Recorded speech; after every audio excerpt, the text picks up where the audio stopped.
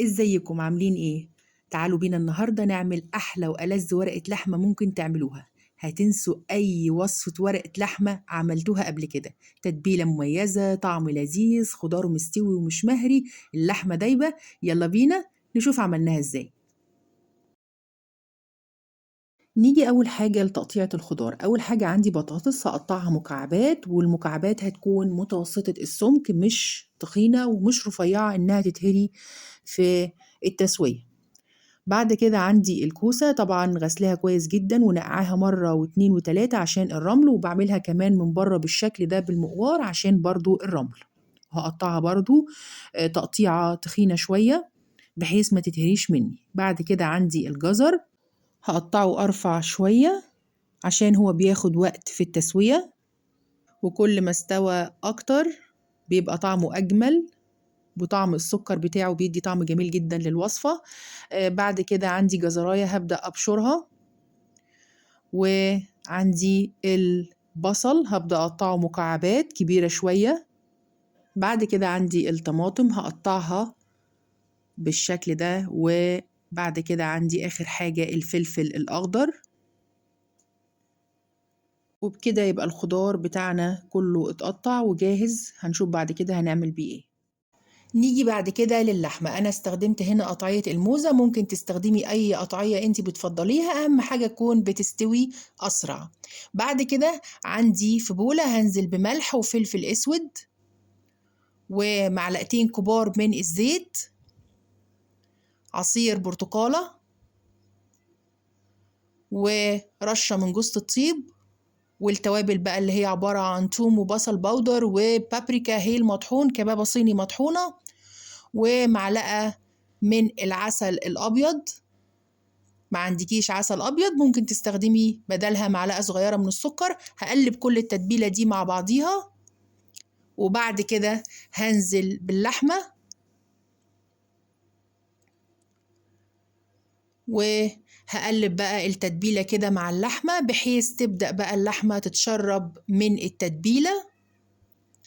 أحاول أخلي التتبيلة توصل للحمة كلها، وهسيبها في التتبيلة لمدة حوالي نص ساعة. بعد كده عندي في حلة أو طاسة على النار هنزل بسمنة وزيت، وبعد ما يسخنوا كويس جدا هبدأ أنزل بقى بقطعتين من الدهن. ده دهن بيجي مع اللحمة، يعني اختياري إن انتي تحطيه أو لأ على حسب الراحة يعني.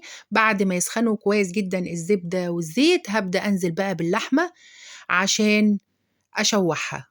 بعد ما اتشوحت على جنب هبدأ أقلبها على الجنب التاني عشان تاخد نفس اللون، وكل جنب هياخد في حدود 6-7 دقايق بس. وهنا كانت اللحمة بتاعتي اتشوحت تماما ووصلت للنتيجة المطلوبة. بعد كده هنزل بقى بالبصل والجزر، وهبدأ أشوح. أنا هنا بشوح الخضار مش عايزاه يستوي. وبعد كده هنزل بالكوسة، وبعد كده هنزل بالجزرة المبشورة والبطاطس. طبعا أنا مش عايزة الخضار يستوي، الخضار بس بشوحه مش أكتر عشان ياخد طعم اللحمة. وبعد كده هتبله بفلفل أسود وملح، وهقلب كده كله مع بعضه. وبعد كده هنزل بفص ثوم مفروم في الوسط كده، هشوحه بقى مع الخضار. وهنا بقى الخضار بتاعنا كان اتشوح، هنطفي بقى النار عليه. آخر حاجة بقى عندي في أي صينية فرن هفرد عليها ورقة ألمونيوم، وبعد كده هفرد ورقة زبدة، وهنزل بقى بعد كده بالخضار. وبعد كده هنزل بقى بالفلفل الأخضر والطماطم،